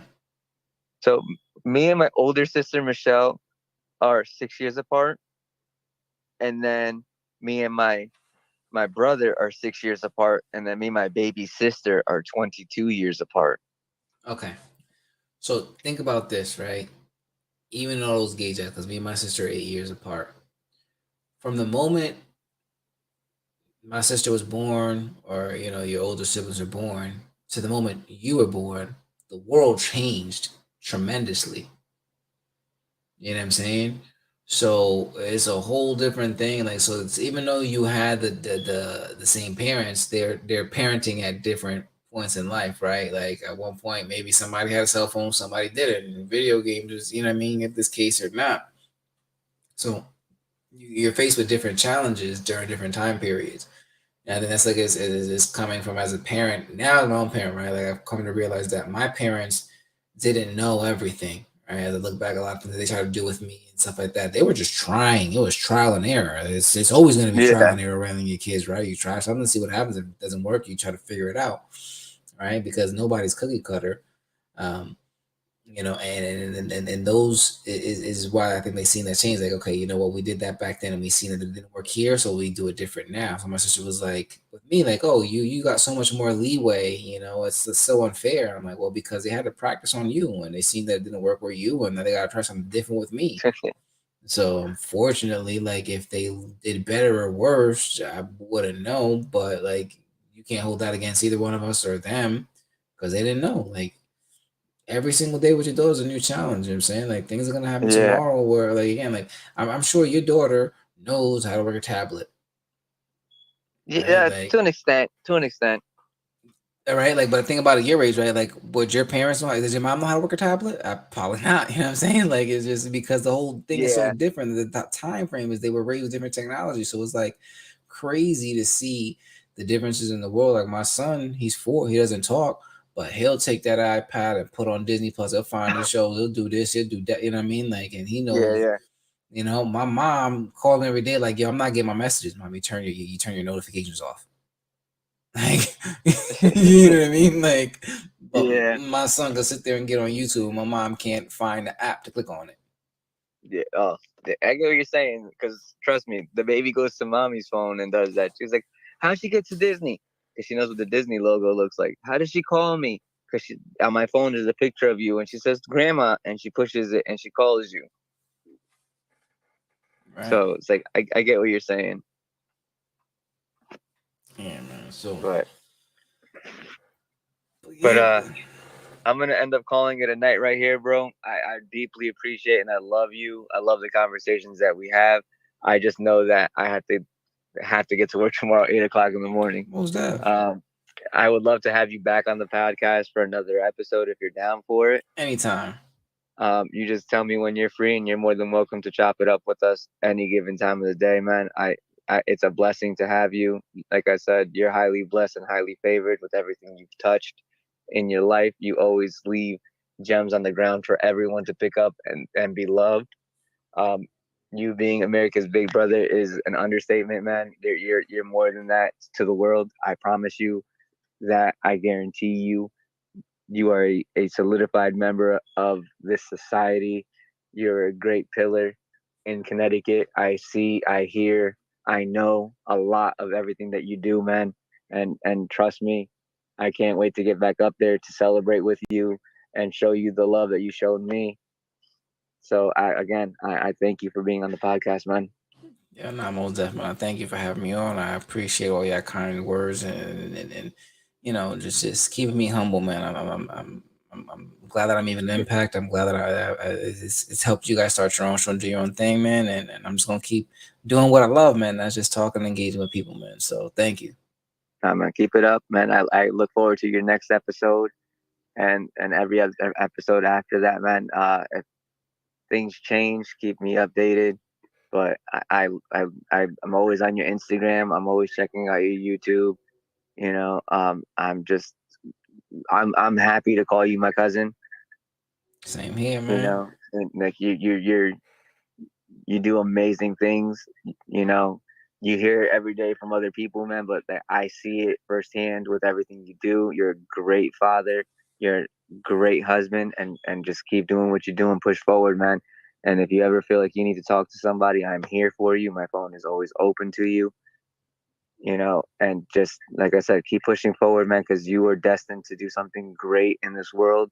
With even if it's the smallest things that you do, you impact so many people with your words, and just by being who you are, man.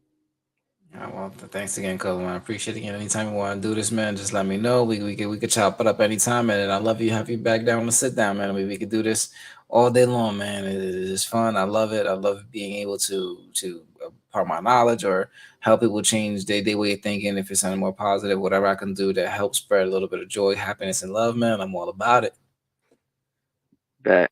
So I will definitely reach out to you tomorrow. I'll have this episode posted by tomorrow. I'll edit out the little gaps here and there and everything. But I look forward to doing more episodes with you. Yeah, most def, man. I'm always here, man. And as always, man, no matter who you are, no matter what you've done, your big brother loves your body. Stay blessed. All right, man. To the next episode. Take it easy. Later.